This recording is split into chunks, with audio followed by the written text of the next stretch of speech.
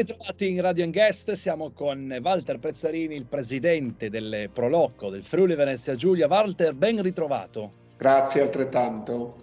Ci siamo già incontrati, abbiamo già conosciuto Walter, abbiamo già parlato di Proloco. Insomma, nel 2023 c'è un grande lavoro attorno ai comitati organizzativi del Proloco del Friuli Venezia Giulia, e volevo sapere quanti eventi si stanno organizzando in queste settimane per l'anno 2023, appunto seguite dalle Proloco, perché noi ci immaginiamo un Friuli veramente in festa grazie alle Proloco, giusto?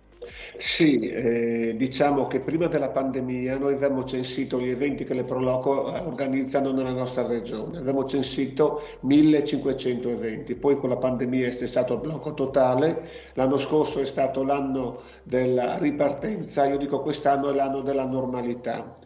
Per dire quello che fanno le Proloco, io ho già qualche dato di questo primo scorcio di primavera. Parlo di quelle manifestazioni che le Proloco hanno organizzato nella nostra regione, che sono già concluse. Per esempio la festa del vino di Bertiolo, la sagra del vino di Casassa, la festa di primavera di Sacile, la festa degli asparagi di Tavagnacco. Io dico queste 4 manifestazioni, facendo un totale, hanno portato circa 300.000 presenze, che è un dato di gran lunga superiore non solo a quello dell'anno scorso, ma anche allo stesso periodo, agli stessi eventi organizzati ante pandemia. Diciamo quindi che c'è voglia di uscire, c'è voglia di ripartenza, ma io aggiungo altri 3 elementi di qualità, perché le Proloco in questi ultimi anni hanno spinto moltissimo sulla qualità dei prodotti che vengono proposti ai banchi di Messita, qualità nell'organizzazione, qualità nell'accoglienza e rispetto della natura. E io concludo dicendo: se io vado a un evento, mi trovo bene, vengo accolto bene, mangio dei prodotti di qualità, non mi serve la promozione, perché la faccio io per conto dei miei amici, e quest'anno eravamo in 3, il prossimo anno saremo in 8, in 10, in 15. Quindi questi sono i risultati delle Proloco. Quindi io mi aspetto un'estate di grandi numeri, tutto dipenderà dal tempo, perché già l'anno scorso è stata positiva, quest'anno che torniamo nella normalità, quindi dopo Sapori Proloco, che è la festa che inaugura ufficialmente tutta la stagione dei grandi eventi delle Proloco, io sono certo che avremo ottimi risultati. A proposito, cogliamo l'occasione per ricordare la data di Sapori Proloco, che inizia questo weekend dal 20 di maggio, quindi è fino al 28 potete andare a Villa Manin e conoscere in un giorno solo tutte le Proloco del Friuli Venezia Giulia, anche dei motivi per i quali siamo qua in intervista con ospite Walter Pezzarini. Bellissimo l'esempio che lei ha fatto, l'autopromozione, come funzionava una volta, come funziona sempre. Vado all'interno di un locale, di un bar o di un ristorante, se mi trovo bene ne parlo con gli amici e ovviamente ritorno. Quindi grande lavoro dei nostri presidenti e degli staff, ovviamente, delle Proloco. La seconda domanda che le faccio, visto che c'è questo attivismo attorno a questo corpo che è la Proloco, ci sono delle Proloco nuove? Sono nate nuove Proloco in Friuli Venezia Giulia? Sì, diciamo di sì, è complice la nuova legge sul terzo settore.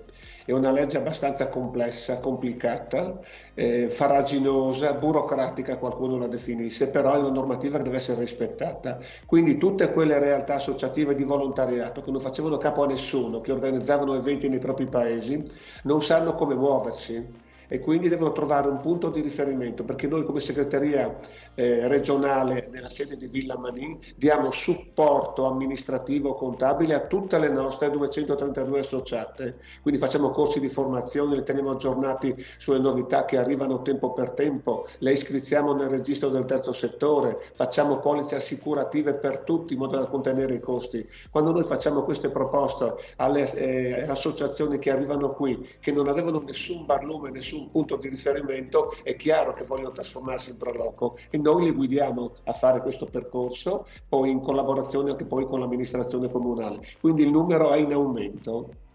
Si collega molto al terzo argomento perché sto per farle la domanda fatidica, il supporto e il ruolo delle istituzioni vicino alle Proloco. Solitamente quando si organizza una festa andiamo dalla Proloco e la Proloco ti risponde: vediamo se abbiamo i soldi, vediamo se abbiamo il supporto da parte del pubblico. Come sta andando avanti il rapporto con le istituzioni anche dopo il Covid?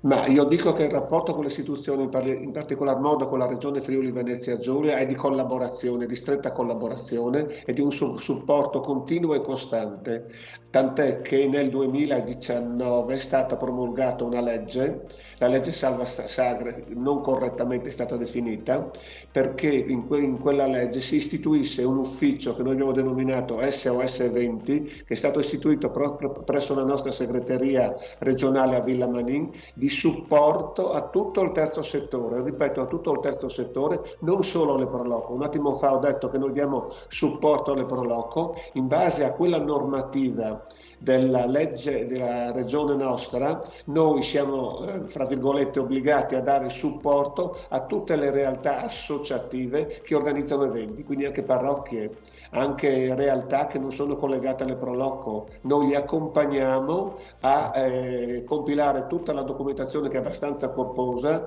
per organizzare degli eventi nei propri territori, e certe volte arrivano da noi delle realtà che non avevano seguito certe disposizioni, perché anche in materia di sicurezza ci sono novità continue, quindi bisogna stare aggiornati. Noi facciamo dei corsi di formazione, abbiamo contatti con la regione, con il CSV, con le prefetture, con le questure, abbiamo rapporti con due tecnici che sono anche quelli aggiornati, e quindi diamo tutto il supporto possibile a queste realtà che organizzano eventi, per mettere poi sia l'organizzatore che anche il visitatore nelle condizioni migliori possibili. Sono un po' cambiati i tempi, si potrebbe dire. Sì. Sai, molti ancora magari vedono la Proloco o l'associazione del paese come un qualcosa di volontariato e di hobby, di divertimento, e questo è uno spirito più che positivo, però bisogna anche fare i conti che i tempi, appunto, lo ripeto, sono cambiati, e ovviamente bisogna informarsi su tante normative. A volte questo porta a quella che ormai è chiamata burocrazia, e a volte risulta un freno questo, giusto?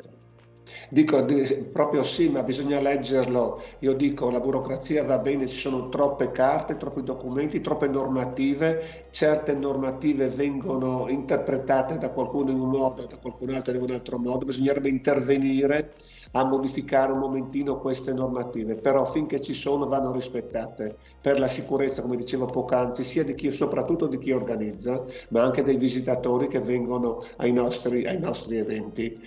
Questo è un aspetto molto molto importante. Noi abbiamo delle persone qualificate, formate, che si aggiornano tempo per tempo sulle disposizioni che vengono emanate dagli organi competenti. E per quello, perché per esempio un'associazione di un piccolo paese che organizza la festa del patrono una volta all'anno non può conoscere la normativa che dall'anno scorso a oggi può essere modificata, o magari vuole cambiare un qualcosa anche nell'organizzazione. Quindi va da chi le dà supporto, le dà le indicazioni corrette su come percorrere l'iter per poi aprire la manifestazione in modo responsabile, corretto e in massima sicurezza. Molto bene, ha citato la parola eventi, ma parliamo dell'evento appunto che va in scena questo weekend fino al 28 e che riguarda in prima persona, cioè Sapori Proloco, un evento da tanti anni che viene svolto all'interno di una splendida cornice storica che è quella di Villa Manin.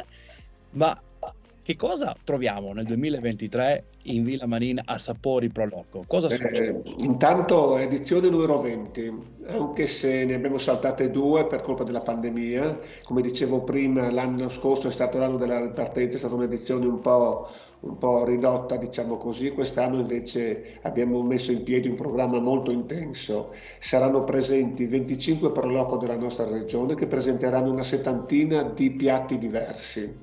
Io sfido tutte le persone a trovare una persona che ne abbia assaggiati tutti, Più di qualcuno mi ha detto: io vengo a Sapori Proloco, devi farmi compagnia a assaggiare i piatti. Sì, ti faccio compagnia solo per guidarti, dico. Al 10° si è fermato, chiaramente, no? Anche se la proposta che noi facciamo è a prezzo contenuto, perché i prezzi sono minimo 1,50 euro, massimo 6,50 euro, per dare la possibilità di degustare tutte le tipologie di prodotti che vengono presentati, che sono poi quei prodotti che le singole Proloco presentano negli eventi che loro organizzano nei propri territori. Quindi qui c'è la possibilità di assaggiare il frico di Flaivano, non so, la torta con le castagne di Val di Sofumbergo, la costa alla fiamma di Montegnacco, dico quelle cose che mi vengono in testa in questo momento. Poi c'è previsto, come ormai consuetudine, l'enoteca, l'enoteca con i vini regionali, una trentina di etichette, gestita dalla Proloco di Butrio e di Bertiolo, che sono le due realtà che organizzano le due più importanti manifestazioni enologiche, la festa del vino di Bertiolo